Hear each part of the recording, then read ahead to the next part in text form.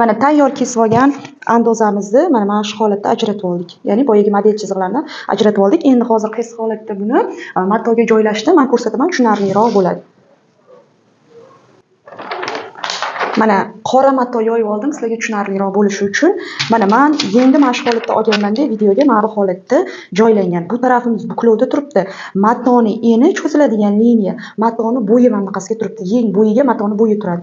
Yeng eniga matoni eni turadi. Mana qaranglar, bu tarafga buklanganda mato mana bu holatda yeng joylangan. Endi tepa qismidan 8-10 sm chok anaqa burma hisobini qoldirganman. Agar burma ko'proq bo'lishini xohlasangiz, bundan ham ko'p mana bu holatda qilib, bundan ham ko'p qoldirsangiz bo'ladi. Agar yo'q, burmasiz qilmoqchiman deydigan bo'lsangiz, buklovga mana shu holatda joylashtirasiz. Lekin joylashtirishda bitta narsaga e'tibor bering.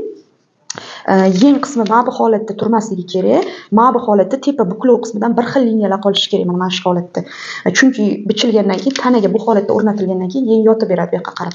Mana shu holatda bir xil qo'ygan holatda mana shu holatda shunday bichib olinadi. Mana chok haqi qoldirib, shunday mana bu taraf qo'shilib, shu holatda shunday bichiladi. Birinchi katta detallar bichiladi. Bu libosda eng katta detal yeng hisoblanadi. Yengga ko'p ketib qoladi. Yarim metr. Kalta yeng bo'lsa, yarim 60 sm yengga ketib qoladi. Shuning uchun katta detallar bichiladi. Yeng qismini mana shu holatda bichib oldik. Endi hop biz tana qismini qaysi holatda bichamiz?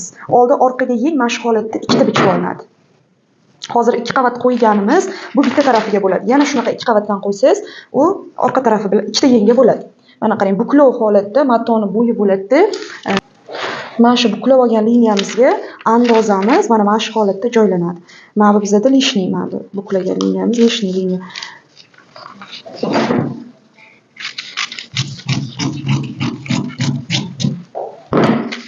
Mana shu holatda joylanadi. Endi men ko'ynagimni chok qilmaganman hech qayerda, primoy ketgan. Mana shu holatda kengaytirib, primoy pastki qismini olib ketganman. Xohlasangiz andozani buksagacha qilib oling.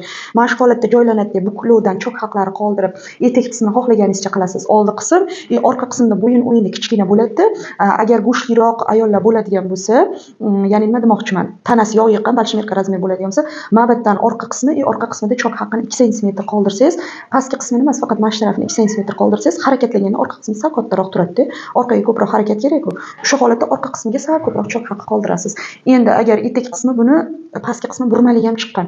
Uni bichimi bundan ozgina farq qiladi. Yeng qismi shunaqa bo'ladi, lekin mana bu tarafda model chizig'i kiritiladi, uni etagi modellashtiriladi.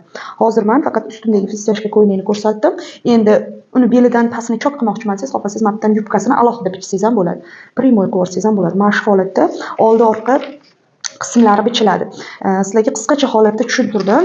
Andozasi bor, andoza bilan ishlaydigan qizlarimiz, bichib tikib yurgan qizlarimiz bunga bemalol tushunishadi. Video agar sizga foydali bo'lgan bo'lsa, izohlarda qoldiring, yozib qoldiring. Yana ham ko'proq foydali ma'lumotlarni sizlarga chiqarishga harakat qilaman. Ko'pchilik pulga berayotgan bilimlarni sizlarga shunchaki tekinga taqdim qildim. Matoda bichib olingan detallarni yelkasiga rasichka qo'yasiz, mana bu ulanadigan tugash liniyasiga rasichka qo'yib qo'yasiz tepa pastiga. O'sha detallar yana qaytib joyiga ulanadi, yelkaga burma tortilib, joyiga ulanadi, yelka rasichka, yelka chokiga to'g'ri keladi, pastdagi rasichka mana shu yerga kelishi kerak. Shu holatda tikasizda, keyin bokovoyda yopib qo'yasiz.